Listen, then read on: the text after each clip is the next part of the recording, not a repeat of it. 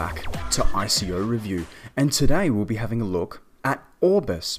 But before we do, Orbis was brought to my attention by members of the Crypto Nebula community, ICOexplainervideos.com. They actually made the Orbis explainer video that is featured on their website, and they are actually coming on board as channel sponsors. So before we continue, let's do the official bit. Today's review is brought to you by ICOexplainervideos.com. If you're looking for a premium provider of ICO or blockchain animated explainer videos, then these are the guys for you, and you'll be able to find them in the description below. Now, taking a look at the Orbis ICO, at a glance, Orbis is proposing an open network of Bluetooth communities accessible to users around the world via the web. So essentially, this network will enable Internet of Things related applications as well as improving overall digital infrastructure. And these apps will be purchasable on a Orbis specific app store.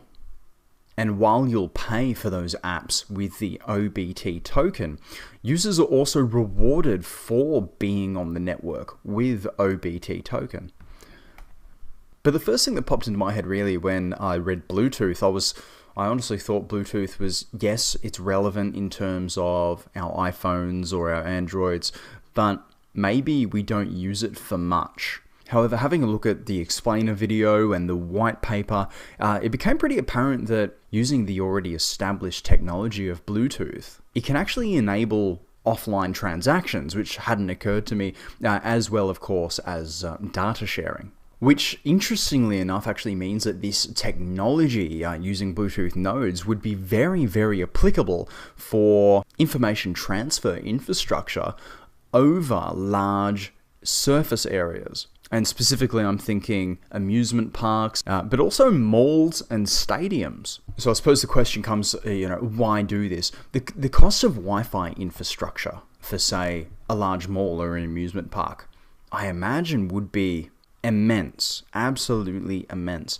However, if you have use for a local network in those scenarios, so let's take a mall for example, using an Orbis enabled application on the Orbis network, you could at the mall have an app which communicates to every single user that has downloaded the application, relevant deals that are happening in the mall at that time, suggested eating locations based upon the individual's big data food preferences. That's something useful to have specific to that local area. However, to push those notifications and to offer that localized app functionality in the mall itself, you either A, have to have the individual continuously consuming their own data, or B, spend quite a lot of money on data Wi-Fi infrastructure for the building itself. So it's my thought that that's actually quite a consumer-friendly use case. And really the magic for this technology comes into play with what developers decide to implement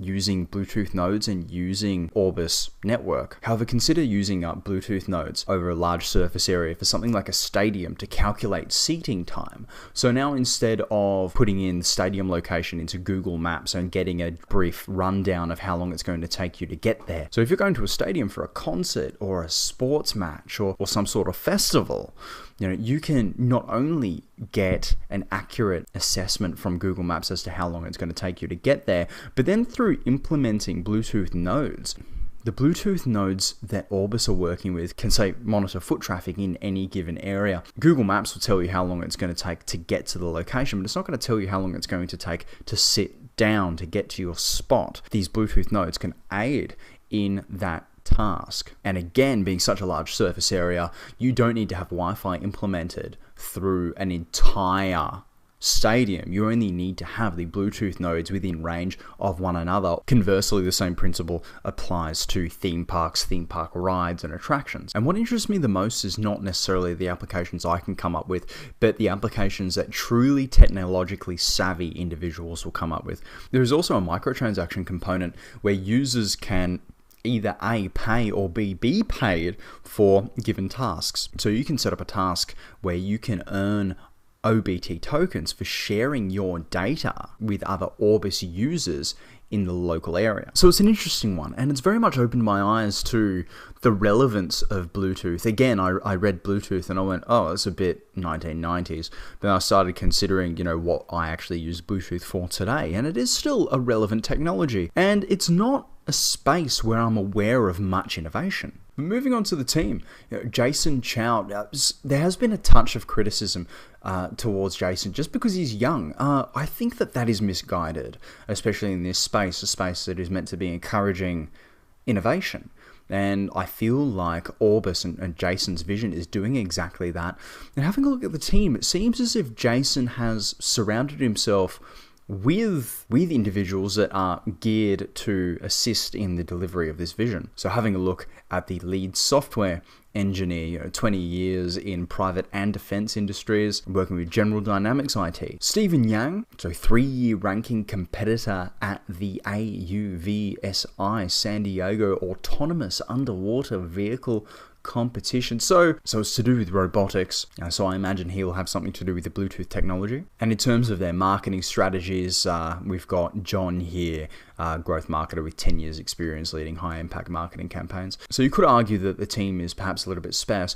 I would always offer the counterpoint that if the team seems young or inexperienced, who is advising them? How are they making up for any potential weaknesses? And it seems like they've got two relatively powerful advisors on board. So Matt Hunt, in terms of marketing and in terms of encouraging adoption, 2014 to 2016 at Coinbase. We all know Coinbase, a partner of blockchain companies. And unfortunately, I can't read the business advisor's name, the chairman of Rytech Technology, with over 500 employees and 30 plus years veteran of Chinese business, commerce and electronics manufacture, which are all relevant areas to what Orbis is trying to accomplish. So I think that they could be making up for any potential weaknesses or any potential inexperiences with some pretty solid looking advisors. But of course, do your own due diligence. Having a look at the roadmap, obviously in ICO stage right now, exchanges to follow, Orbis store development, blockchain OBT development, Android and iOS alpha testing. So we're still in very early days here with this particular project. And just a quick look at the token economics. Total supply 40 million OBT with a 12 million USD hard cap. So that doesn't even put them in the top 400 on CoinMarketCap. So I think that is quite reasonable for this particular project. Now the blockchain itself is actually going to be on the Neo network, which I am quite excited about. 1 OBT equals 24 cents, and the ICO date will be 3rd of March through to the 31st. So it's certainly an interesting looking ICO, and I certainly won't mind throwing a few Neo their way to hold for the long term. But as always, I'm interested to know what all of you think about this particular project. If you're on YouTube, let me know your opinions in the comments below. If you're on iTunes, send me a tweet. I have been your crypto enthusiast, and I'll see you in the next video.